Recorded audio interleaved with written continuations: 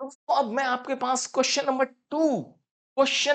2 NCERT में trigonometry chapter number 8 and exercise 8.8 का 8.1 का question number 2 page number 121 new NCERT में।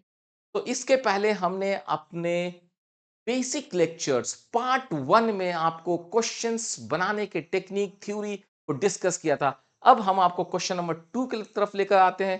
क्वेश्चन नंबर 2 में क्या है, चलिए क्वेश्चन नंबर 2। ओ हो, this is the question number 2। The question number 2 is very simple.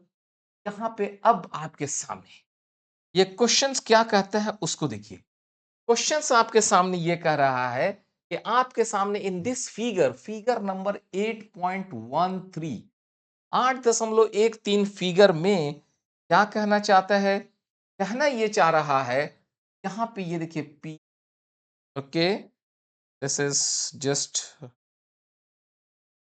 P Q R triangle है। ओके, इस ट्रायंगल में ये हमारा, ठीक है, तो 90 डिग्री के ठीक सामने हाइपोटेनस। पाइथागोरस थ्योरम का यूज करते तो क्या होता, Pythagoras theorem using Pythagoras theorem क्या होगा हमारा, पी आर का square is equal to this square is equal to P Q square plus Q R the square. Okay, this is my Pythagoras theorem. तो इसकी मदद से जब आप निकालेंगे, यहाँ पे 13 है, यहाँ पे 12 है, आप कैलकुलेट करेंगे, इसकी वैल्यू 5 आ जाएगा। कितना आएगा, 5 सेंटीमीटर। आप कैलकुलेट करेंगे, यहाँ पे 13 square is equal to 12 square plus Q R square 25 आएगा, क्यू आर का वैल्यू 5 आ जाएगा। ठीक है, now the question is find tan p, tan p, tan p, tan p. Now the definition of tan p is perpendicular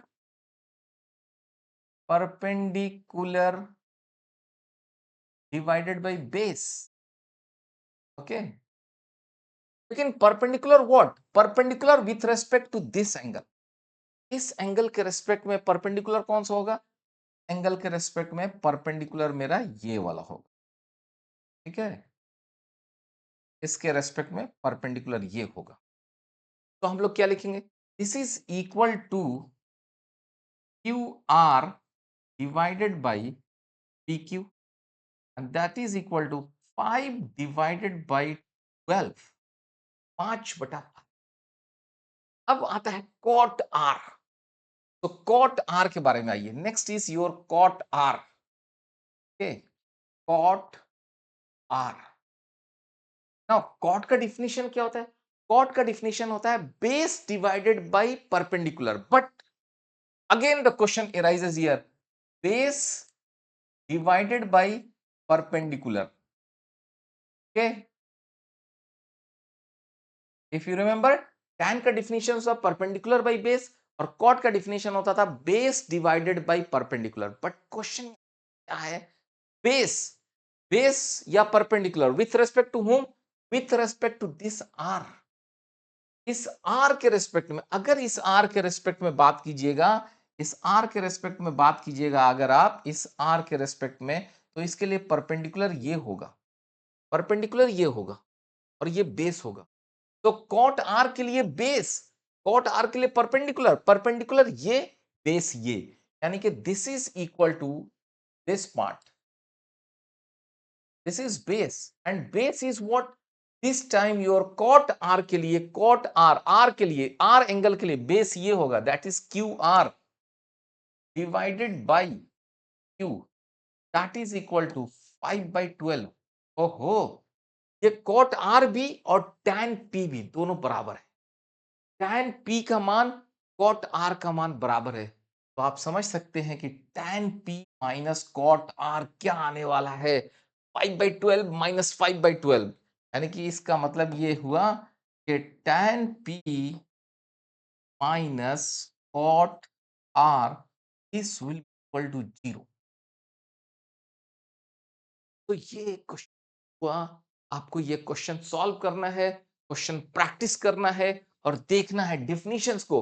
देखिए questions बनाकर practice करके और confidence level will increase. Questions बनाने से ही आपका कॉन्फिडेंस बढ़ने वाला है। तो क्वेश्चन बनाइए, क्वेश्चन जितना ज्यादा बनाएंगे उतना ही ज्यादा आपका कॉन्फिडेंस बढ़ेगा। तो पहले tan p definition perpendicular by base, cot r your base divided by perpendicular. लेकिन अगर r है तो r के रेस्पेक्ट में सोचना है, p है तो यहाँ पे p एंगल के रेस्पेक्ट में सोचना है, p के सामने वाला, p के रेस्पेक्ट में सामने वाला परपेंडिकुलर ये बेस, r के रेस्पेक्ट में ये परपेंडिकुलर ये बेस। तो अब हमने ये आपको सामने दिखाया है and the answer comes out to be. तो दिस वाज योर एक्सरसाइज 8.1 का क्वेश्चन नंबर 2।